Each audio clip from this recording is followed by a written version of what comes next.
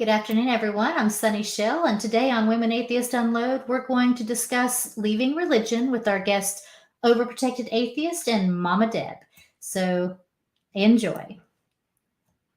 I don't ever slow up, no I don't take shit. I got no love for the fakeness. If you wanna play tough and wanna hate this, I'll always show up. I don't ever slow up, no I don't take shit. I got no love for the fakeness. If you wanna play tough and wanna hate this, I'll always show up and make a statement. I don't ever slow up, no I don't take shit.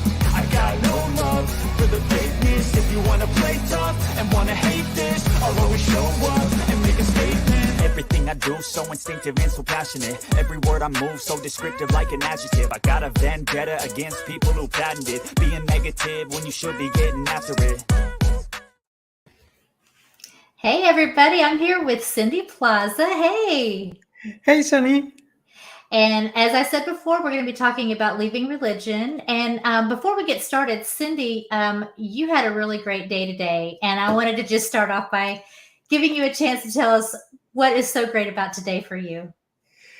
So today I got the chance to experience what many trans women in the US and in the UK and in many other countries can't. It's playing sports in a competition. And it was a great game with a great scenario. And I just want to emphasize on this. Sports brings a lot of joy, a lot of happiness, a lot of being part of something, about part of a group, of having friends. It's very important in making people feel like they belong to the society they're in. And we talk very often about integration and representativity. And you can't have that unless you have people like me who can just play sport at an amateur level. Yep, absolutely. Well, congratulations. I just wanted to give you the spotlight for just a moment to talk about that. So we have some awesome guests today. And the first one I'd like to bring on is OA, or Overprotected Atheist. So hello, Overprotected Atheist, or we'll call you OA for the show. How are you doing? I'm good. Awesome. If you would just, for those of our viewers, if you can tell us a little bit about yourself. I'm Overprotected Atheist. Everyone in my community calls me OA. So, I started a YouTube like a year ago, last January, and just to talk about like leaving religion and like what I've experienced and the things that I've learned along the way, because I was in the church for 28 years before I realized that it wasn't what I thought it was. So, so I wanted to be a part of something to help others that are coming out of it too, because for me, it was a big stepping stone out of it, because I was one of those people that 100% bought into all of it for a long time. So, well, thank you for coming on today. I'm looking forward to hearing your story. Next up, we have Momma Deb. Hey, Momma Deb. Hi. So it's really great to be here. Thanks for having me. I think maybe about 6 months ago, I started a YouTube channel where we get together and talk about mental health issues, and really trying to bring that to the forefront so that we can share each other's experiences and not be alone out there. And one of the main topics that came up was when you leave the church and how dealing with your mental health problems becomes different, and how to go about doing that. But I actually, it's only been a very short time. It's only been about 6 months since I've officially been out. I, like OA, was 100% in, thought everything was, great. This is the way you live your life. Everything is fine. And then, I started noticing little things here and there. And then it just didn't make sense anymore when I realized I had raised children to be free thinkers, and all 3 of them were atheists, and here I was still a theist. I said, there's something wrong here when I taught a child how to be a free thinker, but I'm not capable of doing that myself. So there was something that I needed to do for myself. Yeah, I think that makes sense, and I think it's very interesting that free thinking tends to lead people either away from or out of religion. So I'm looking forward to hearing your story as well. So Cynthia, do you have any particular questions for them before we get started with them? Yeah, just one quick remark before I ask my question. I just want to say that we're not trying to run a competition to Neil the 604 atheist, because I don't want him to get mad at us. Yeah, we're doing tonight the conversion stories, but yeah, we're not trying to steal his show. Yeah, my question first is for OA. Why overprotected atheists? So it's kind of a play on words for me, because I was like super, like my whole, if you can see behind my head, like that's my motto that is for my show. It's break out of the bubble and start thinking for yourself. And a lot of that is because I grew up in a very conservative Christian bubble growing up, where it was like, you don't look at anything that tells you that Christianity isn't true. You don't go outside your bubble. Like, you stay in this bubble. All your friends are Christian, your family's Christian, everything. So for me, it's kind of a play on words of like my past self, where I was super overprotected, wasn't allowed to think and dig into that kind of any of those things. Like, I wasn't even allowed to like look at books that would even tell me that there's problems within Christianity, and then atheists, since now I'm an atheist. So all right, excellent. That was a really great question, because I was wondering the same thing.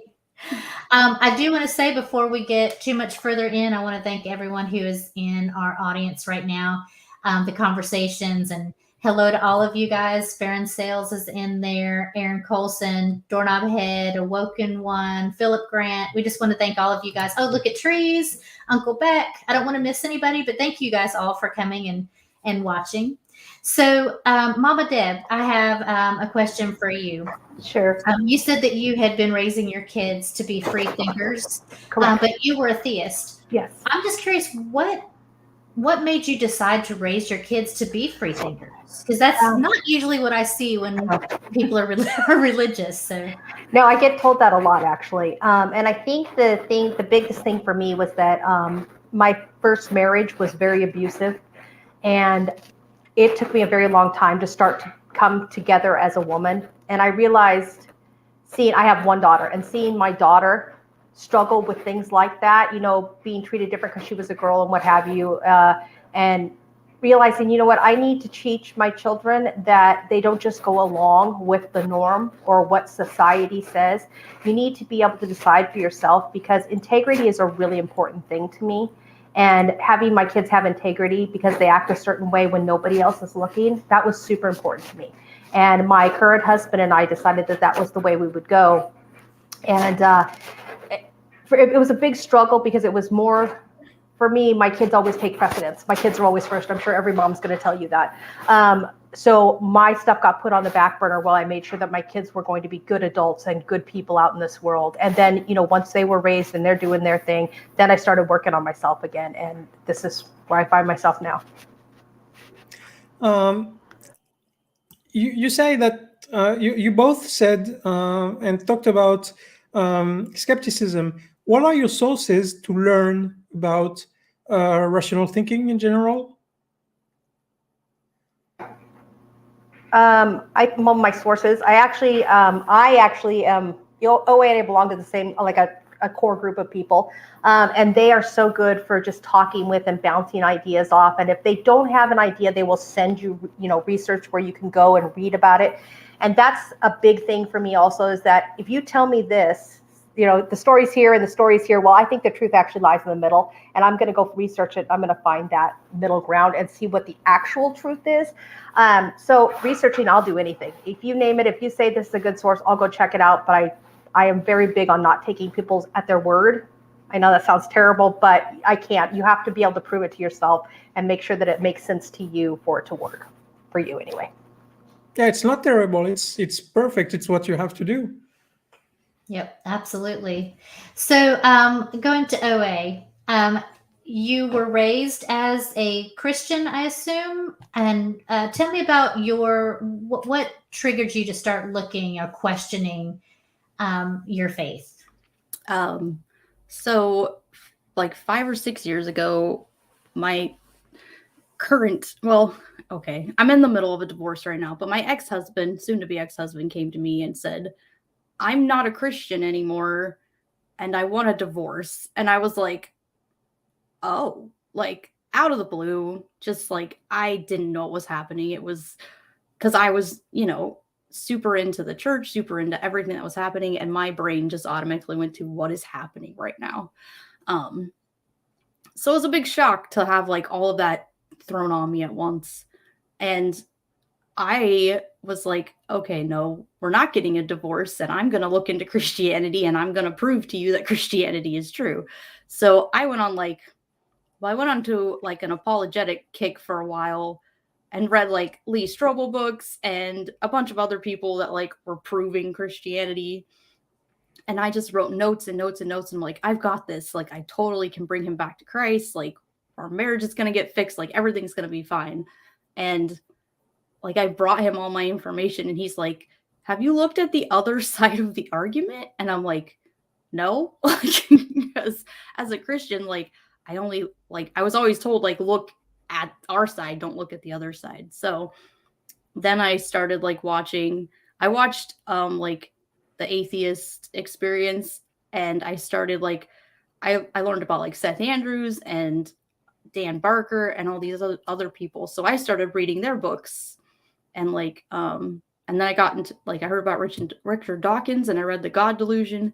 I just went on this huge, like, just absorbing stuff because I was a stay-at-home mom, so I had time because my kids were young and I was home all day. So it's like, I'm just gonna read a bunch of books and figure out what's going on right now. So so I went on this huge journey, and not once did I think it would lead to me leaving Christianity and like becoming an atheist, because that was not the intention at all. The intention was, I'm going to prove to myself Christianity is true, and I'm going to prove to my ex-husband's Christianity is true. But it ended up going the other direction, where it was like, oh, all the things I've been told about Christianity, like I was just told these things. I never actually looked into them. And a lot of the people around me didn't look into them either. They just either believed them because they were raised in it, or they were told that this was true and they only looked at the evidence that had already backed up their conclusions. So yeah, that's pretty much how I ended up out of the church, and I ended up leaving. My kids were like they're still super young, but they were super young when all that happened. So yeah. Do you have family that are still religious? Yeah. How did they react to you deconverting? It's interesting because like my family's kind of like, my family is a mix. It's weird. We were all raised Christian, but there's a different mix of people.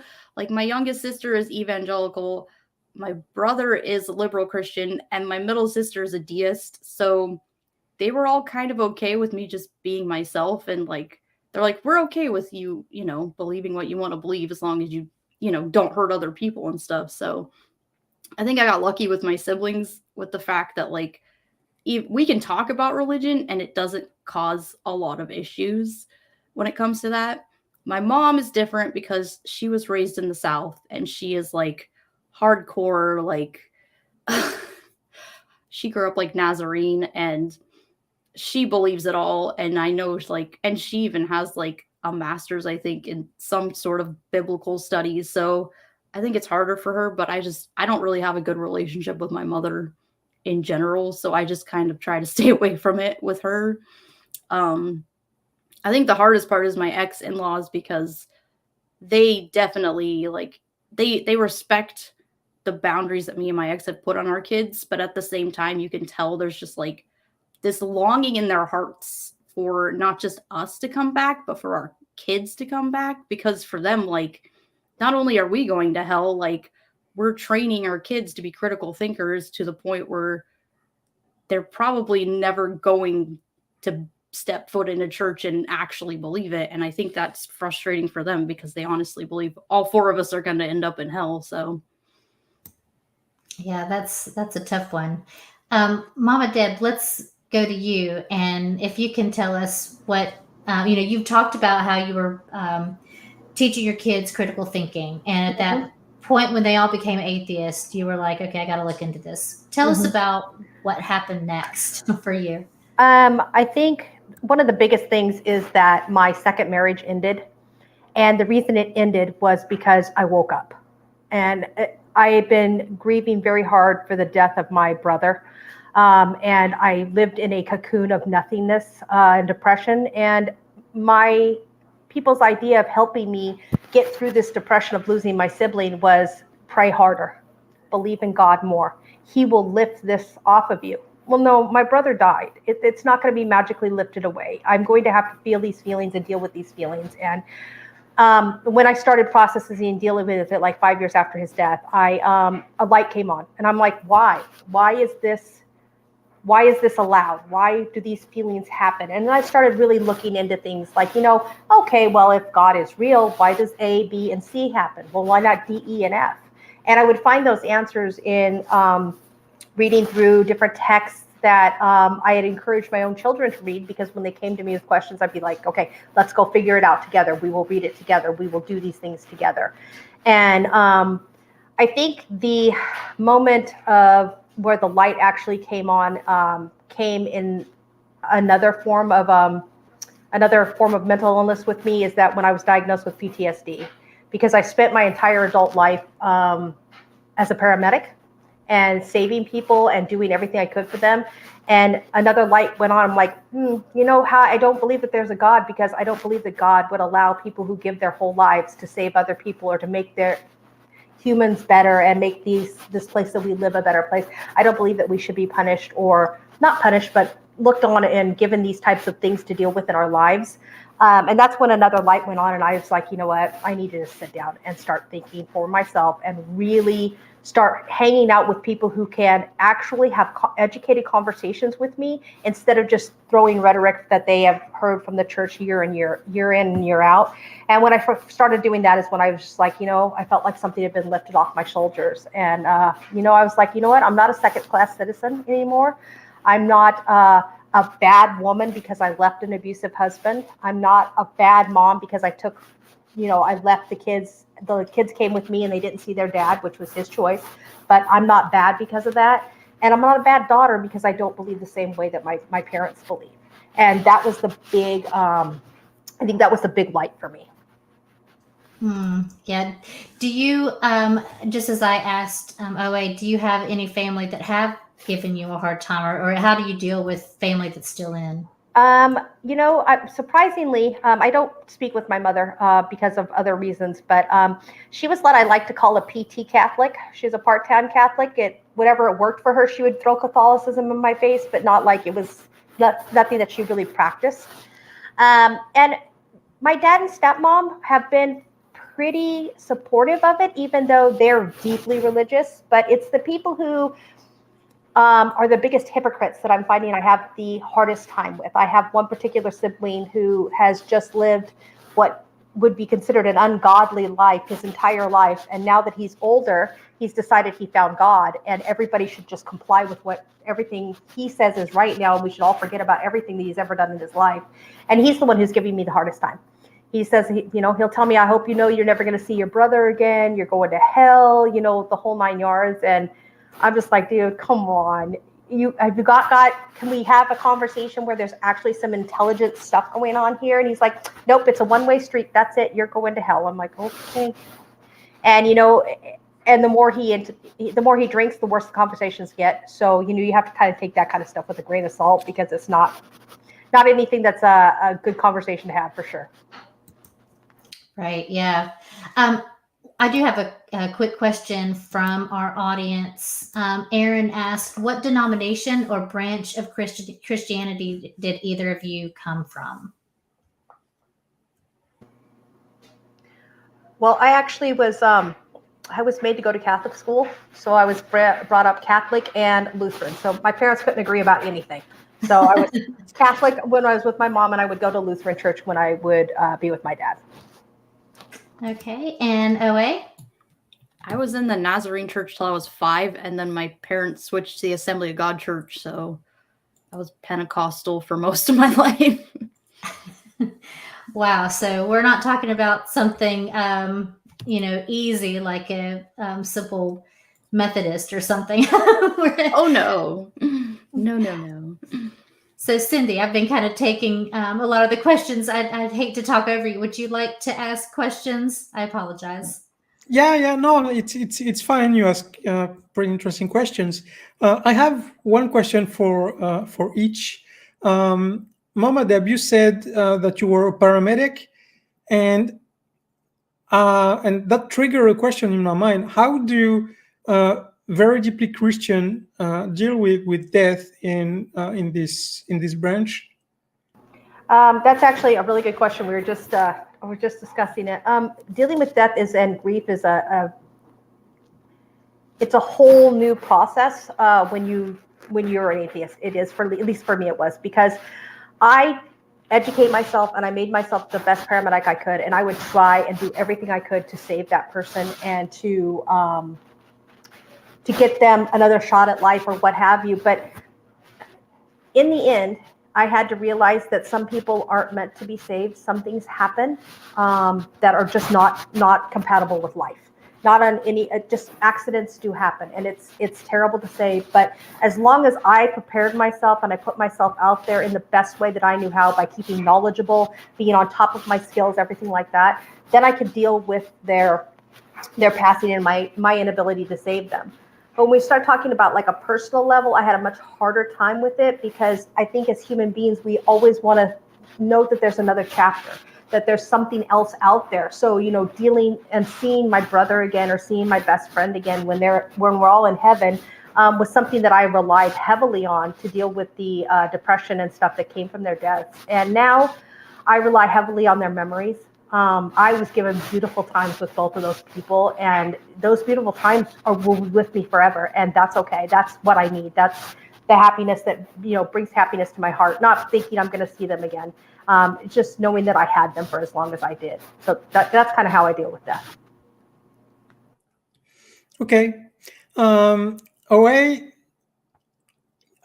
your story is pretty interesting, because we hear in calling shows, especially, a lot of men calling and saying, "Hey, I'm being in a hard situation because I don't believe anymore, and my wife is still a believer." And you offered the other side of this.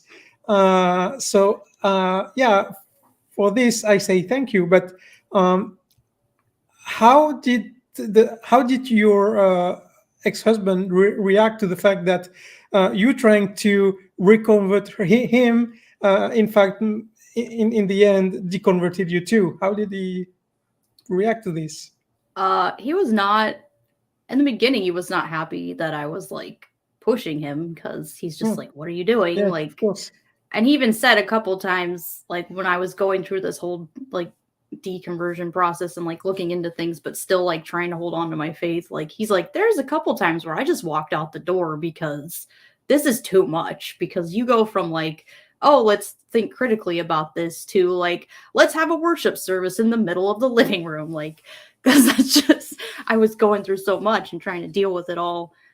I feel like on my own for a while, because even like when I went to my friends and stuff to talk to them, like they gave me the basic, Christian answers. It wasn't like, let's deep dive into this and really think about it. It was like, oh, well, this is this way because God made it this way, or this is this way because it says it was that way. Like there wasn't a lot of thinking going on. So I feel like a lot of it was just me really processing things on my own, because everyone around me was Christian. So, but in the end, like, I think even though we're not together anymore, I think it's been good for us to be on that same page with our kids, because even though we don't always get along and like our marriage was not what it should have been, like we still are raising critical thinkers and we're on the same page with that. And knowing that, I think, helps us a lot, because we don't have to fight over that. I don't have to fight over whether I'm going to take the kids to church on my weekends or whatever, or if he's going to try to like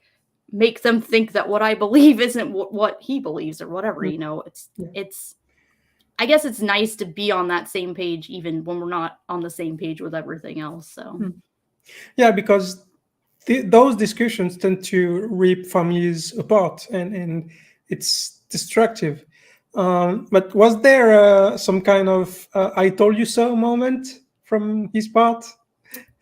Not really. No? I don't think so. Like, it kind of just happened gradually, where it was just me researching and looking into like my own stuff. And I was like in the office one day, just like looking, and like the final nail in the coffin, like I was reading about Jesus saying like he was going to come back before his disciples died. And like, I was like, oh yeah. And I tried to like go look at the apologetics for that. I'm like, I'm done. Like, this is just, I can't anymore. So, but yeah, I think it was nice too, because I think he felt like he finally had someone on his side, because his family's all Christian, and like neither one of us really had anyone else in our lives that was atheist. So having someone else like look into that stuff and realize it the way that he realized it, I think helped him a little bit too, where it was like, oh, like I'm not alone in this. Like there are other people that can see the same things I see and really understand that you can't just all take it on belief. So yep, that makes sense. There is another question from our audience. This is from Secular Rarity. What was the hardest thing for the guest to let go of when leaving the faith? We'll start with you, Momma Deb. I think there were two things. The first thing that was really hard, and it's actually the thing that kept me holding on, I think probably the longest, was fellowship. I was so afraid of being alone when I was going through my stuff. But now that I have a community of atheists that I can get that that hanging out, that camaraderie, that you know, the likeness that the community brings you, I'm so much happier and so much lighter.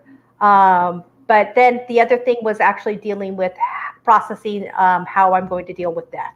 That was the other thing. Those two things kept me hanging on, and they were the hardest for me, is losing fellowship and realizing that there is no heaven and there isn't going to be another day when I'm going to see that loved one. It was a very hard pill for me to swallow. That makes sense. What about you, OA?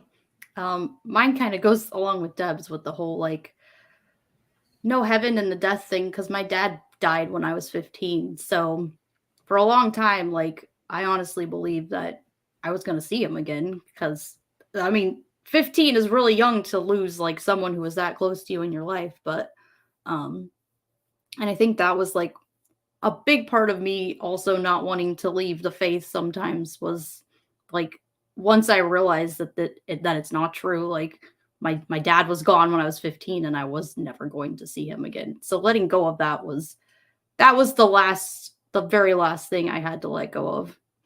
And it's difficult. It's difficult every day to realize that. But at the same time, it's like I can't live in a world that is just not intellectually true in my mind, I guess. So. Right. Yeah. So I just have a question for both of you. What do you think was the greatest asset to you or assistance to you in leaving Christianity? Momma Deb? Wow, that is a good one. I think that honestly, the biggest asset, or I should say, it's not it would be my daughter and my husband, because my daughter is atheist, so are my two sons, and my husband is as well. And they're like, you know what? They never pressured me to believe any way other than what I was comfortable with. And when I finally was like, okay, I'm done. They're like, they never once said, I told you so. They never once said, oh, it's about time. They just said, good for you. Good for you. And I think that was probably the thing that helped me the most, because I'm terrified of criticism. And I still battle with that every day. And if I had to be afraid of what my immediate family was going to say to me, I don't know that I would have ever had the courage to do what I needed to do to achieve the thinking that I've achieved and be able to be where I'm at today. And OA, your answer. I think the biggest thing for me was the internet, because I could research. Not only could I look into things, but I could look into like finding books and things too, which I did. I looked at a lot of different books, and I watched a lot of YouTube and just like all the people within the atheist community that could direct me to where I needed to look into that kind of research and stuff. And I think if I hadn't had that and been able to look into those things, it would have been a lot more difficult. I think that's one thing the atheist community has that the theist community may not have, because of course they have apologists who write books, but in the end, most theists tend to guide you to the Bible when you look for answers. Whereas in the atheist community, when you're looking for information, what do you need to research? Evolution. So yeah, you can talk to this and this, or go to this channel. If this other topic, then you have someone else. And this variety of sources and of information and point of views, I think it helps a lot in this deconversion path. I agree with you completely, Cindy. Do either of you, OA or Momma Deb, have something to say to that?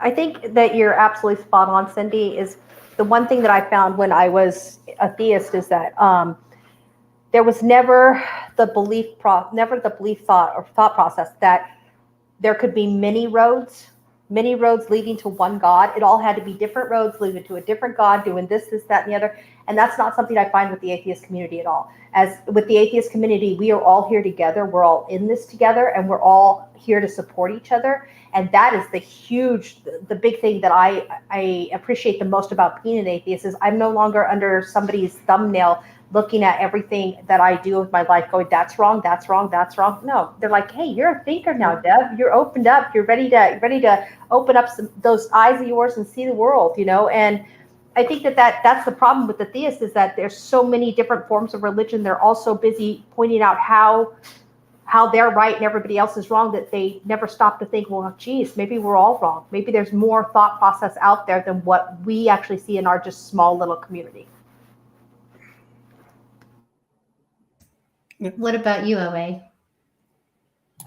Yeah, I think I'm with Deb on the whole atheist community thing, because for like 4 or 5 years, I was definitely alone. Like the only other atheist I knew was my ex-husband. So it was like, and once I found the community I'm in now, like Deb and me are in the same kind of like little corner of the internet. And these people are amazing. Like they're not just people that we just hang out with every Friday and do trivia with. Like these are people that we genuinely have conversations with, and we dive deep into things. Like people don't always see everything we do, because we do have like days that we just hang out together, like behind the scenes. But I think that's good for anybody to like be able to have people to live their life with and to dive into those things and to really understand what is happening within your own thinking and stuff, because we can't always see other people's perspectives if we are just in our bubbles. Once again, like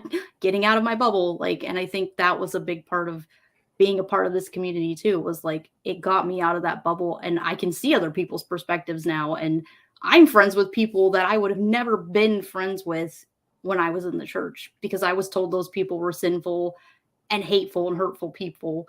And I found it to be the complete opposite. Like I would call some of these people my best friends now. And I couldn't imagine these people not being in my life. So.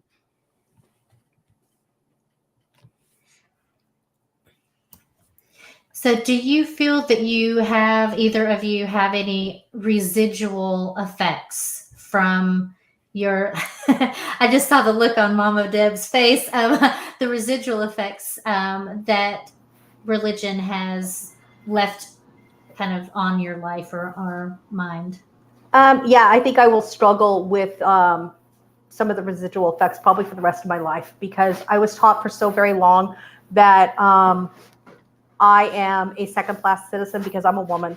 I was taught that I could not and should not have my own thoughts, and that I should just follow what my husband says. And that led me to a place where I was in an abusive marriage. And when I developed mental health problems when I was 15, I was told just pray it away. Well, for me, it's taken a lot of medication for me and a lot of therapy. And those are things that I'm dealing with still to this day. And I'm 52 years old. So it's been a long, long road for me. And I think that I will deal with it for the rest of my life. But I think that's probably the reason why it's so important that we be open about this and do shows like this, so that people can hear, you know what, she struggled with that. She's still struggling with it. And it's okay to struggle. It's okay that I'm still struggling with these issues. And I just work on it every single day and wake up and go, you know what, today's going to be an okay day. And I'm going to do this today. And I'm not going to go back to that place anymore. And you catch yourself slipping. I'll catch myself slipping once in a while. And I'll say something like to my husband, I'll be like, well, what do we think about this? And he looks at me really strange. He goes, what do you mean we? Because I'm not inside your brain. I don't know what you think. But that was my former thought process, is what do we think? You lead me to where you want me to go because you're the husband, and that's what happens. So yeah, but they're definitely there. I just, I think they have a little less of a hold every day that I triumph and keep being who I am. That's such a great answer. OA, what about you? Do you feel like you have any residuals or anything? I think a big thing for me is just like expectations that people have on me. Because I think for a long time it was like I was in a box where it was like, this is what you're supposed to do. This is how you're supposed to think. Like, and if you're not in the box, like, what are you doing? So I think for me, it's like stepping outside of that box and going, I don't have to live up to other people's expectations of what they want me to be just because like they believe differently than I do. And that's something that I'm working on my therapist with right now, because I still do it to this day. Like, where it's this constant like fighting with myself of whether, I'm doing it for me or if I'm doing it for other people, because I feel like that's what I was taught to do. So I think it's very interesting the way that religion does tend to cause us to have, religious trauma, residual effects from the things that we have learned, the things we've been taught, especially as women, or those who identify as women, or LGBTQIA+. I think that we probably have, there's even, I think, cultural or societal religious trauma in a sense. Wouldn't you guys agree? Cindy, I think I cut you off. You look like you were going to ask a question. No, I wanted to talk about a comment in the chat by Nobhead. He says that's sort of a strange idea, a planet full of people, and then you can find it hard to find people thanks to the internet. And in link to that, there's this number that says that more people today feel lonely than it was the case like 30, 50 years ago. And I know that religion, as you both mentioned earlier, is a big part of this feeling of belonging to the community. So now that you're getting out, how do you think we can help with that feeling of loneliness that so many people feel? Because, knowing people that are across the globe, even though you talk to them every week, it's not the same. So how do you think we could deal with that?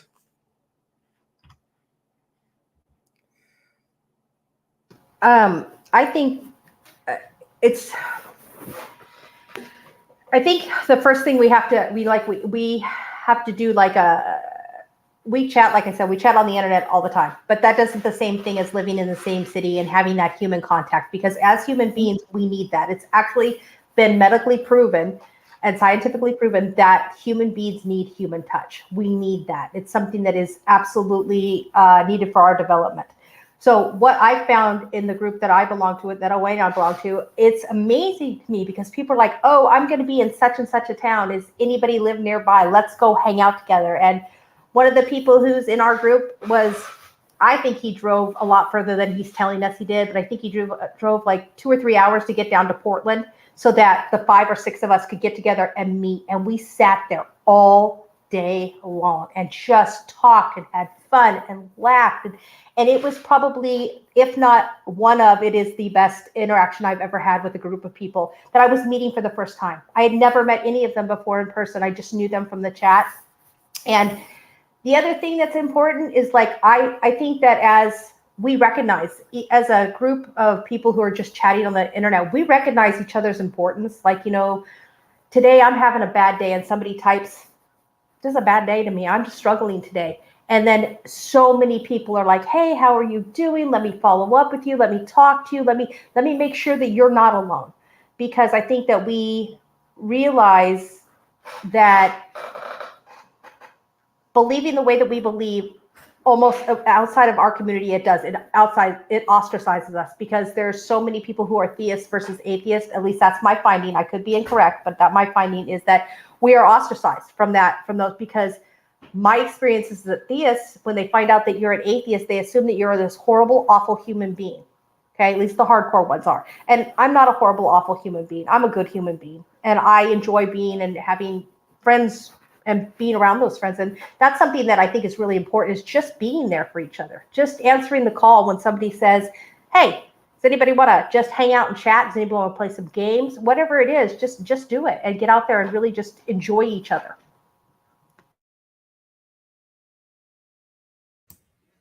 Absolutely. What about you, Owe?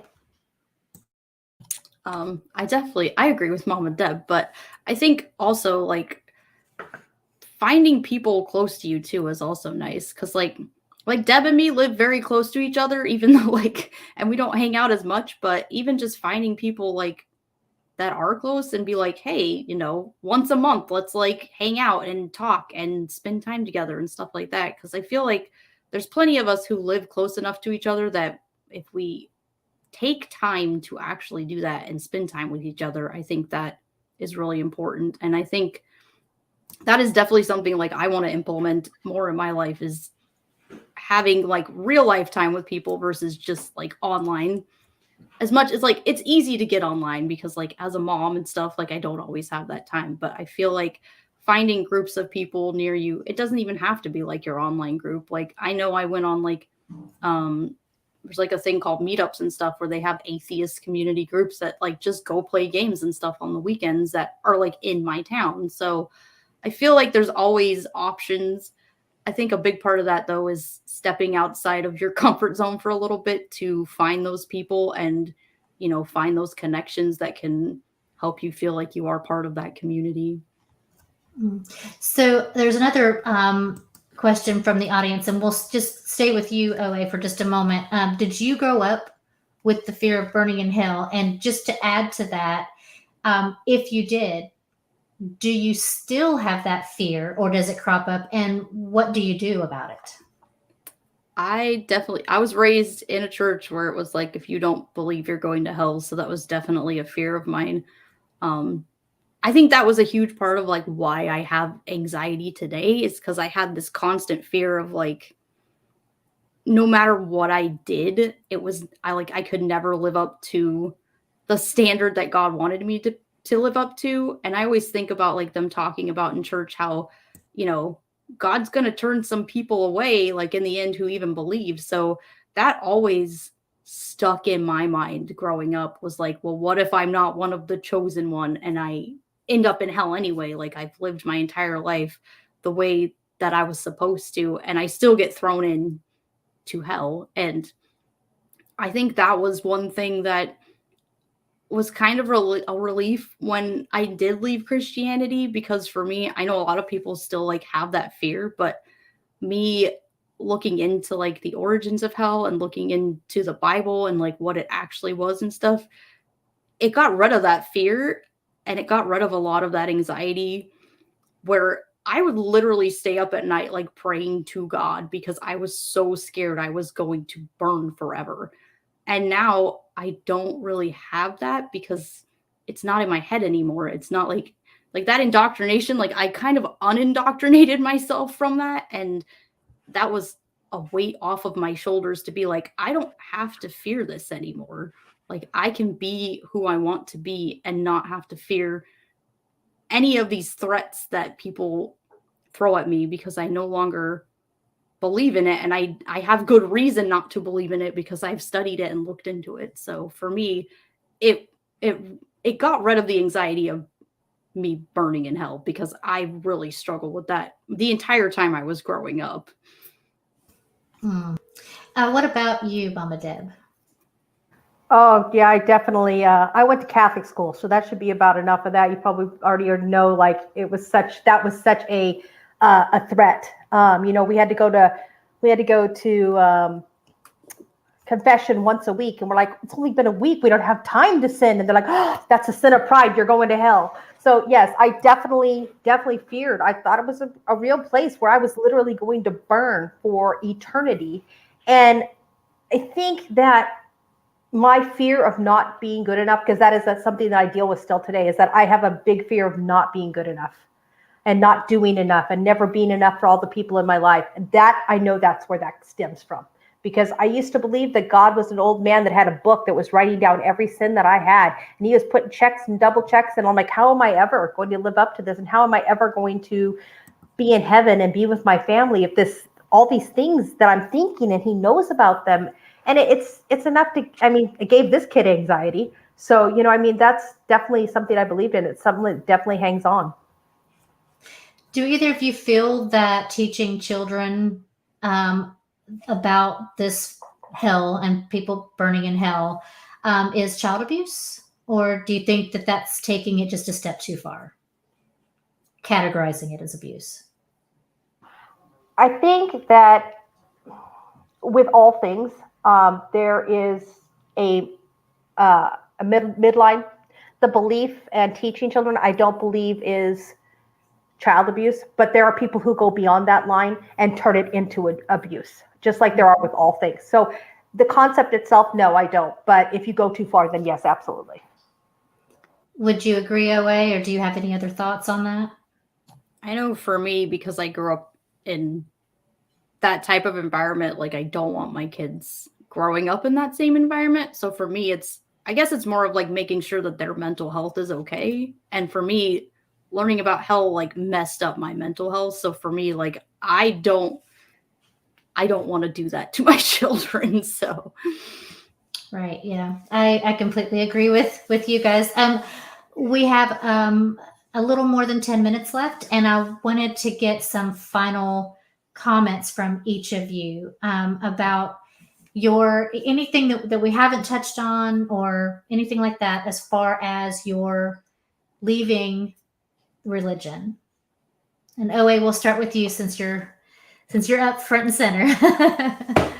I would just say, like, don't be afraid to look into things. Like, even when people are threatening you or telling you that, you could be wrong, or just don't be afraid to look into things. And, if people want to talk to you about it, then have conversations with them. But for me, like, leaving religion has made me a whole new person, and I have finally figured out who I am. And I think it's freeing, at least for me, it was very freeing to be able to study what I wanted to study and not feel like I had to stay within a certain lane that everyone wanted me to stay in. And remind us again where people can find you, and do you have any current projects going on you want to highlight? I have a YouTube channel. I haven't posted there in a while because I'm doing Twitch now, but Overprotected Atheist on YouTube. If you want to watch more of my journey and my story, I did some animations about that. And then I also have a Twitch channel, Overprotected Atheist, and we just talk about Christian stuff. We go after Christian people and just discuss the problems with some of the things that they discuss in their videos. So excellent. And Momma Deb, let's go to you next. So what are your final thoughts or anything that we haven't already discussed as far as leaving religion? I think the main thing that I take away from my journey is that you have to not be afraid to be yourself. You have to be open to discovering who you truly are, because religion, in my experience, is incredibly oppressive. It stops you from being who you truly are meant to be and finding, the light or the happiness that is within yourself. And the other thing that I want people to know is I'm with OA in the fact that, you get out there, just educate yourself. If there's nothing wrong with if reading an article or trying to figure things out for yourself. And just remember that what I want to let people know is that, I found when I was talking with theists about, not becoming an atheist, they would become rude. They would insult me. And they would say, you're throwing your life away. But when I came to the atheist community, no one ever said, well, you're dumb for taking that long. You're stupid for believing as long as you did. What they said was, hey, welcome in, Deborah, and let's help you along your journey. So if there are people out there who are afraid to make that step because they don't think that they're going to be welcomed, I've never found a more welcoming community in all of my 52 years than I have in the atheist community. That's awesome. I really love that, because I know it hasn't always been that way. But Momma Deb, tell us where people can find you, and do you have any projects that you want to highlight? I have a YouTube channel. It's called Momma Deb, and on Monday nights, it's Momma Deb Gets Real About Mental Health, and we discuss the, all the various degrees of mental health problems that we have out in the world. And the whole purpose of the channel is that we get together and talk about it so that we can find solutions for each other. We don't ever say your way is wrong, my way is right. It's whatever works for you, and we just want to help you along your journey. And as far as projects are concerned, no, not really. I'm a baby when it comes to this stuff. I literally just started my channel like 6 months ago. So this is definitely something new for me, but I'm sure I'll come up with something before too long. Well, we're so glad that both of you came on. It was just great getting to know both of you and hearing your stories. And I know it resonated with me. I'm sure it did with Cindy as well, many of the things that you said. Cindy, please give us some final thoughts as well. Yes, I'd like to disagree with what you both said earlier when you said that teaching that kids are not good enough and never will be is not child abuse. I don't know the medical definition of child abuse, but from my lay women perspective, I would say that it's something that you do that has a negative impact into the life of your future adult child. And I went through this without religion, and I'm still paying for it. This teaching, which is not necessarily volunteer, but sometimes it's just you're asked to do things or to be things that you just are not or cannot do. And because of that, you believe that you're not worthy. And I think that because of the significant impact and negative impact it has on the adult afterwards, I think it should be cataloged as child abuse. Now, on that note, I'm really glad we had you both tonight. It was a very, very interesting discussion.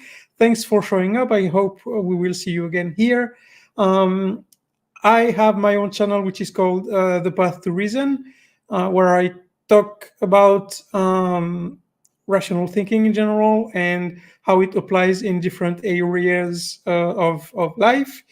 I'm rotating host here as well, and next week we will premiere our new intentional atheist show, which still has not a name, really enough. But I will be hosting that with Mateo Montero, Teo El Ateo. And so I hope this is going to be very interesting as well for everyone. We will focus more on a non-US atheist community. And I hope that this will grow very well as well. Thank you, Sonny. Yes, absolutely. I'm so glad that you brought that up because I'm really excited for next Saturday's show. I've seen some of the behind the scenes going on and some of the discussions, and I'm super excited about it. I think it's awesome that we're going outside of our kind of American centric views on, having these discussions. I think that's important. And on that note, I will let you know that on Monday, my show, The Sunny Spot on Skeptic Haven, is it's going to have Ethan Siegel on, and he's going to be talking about the first images from the James Webb Telescope.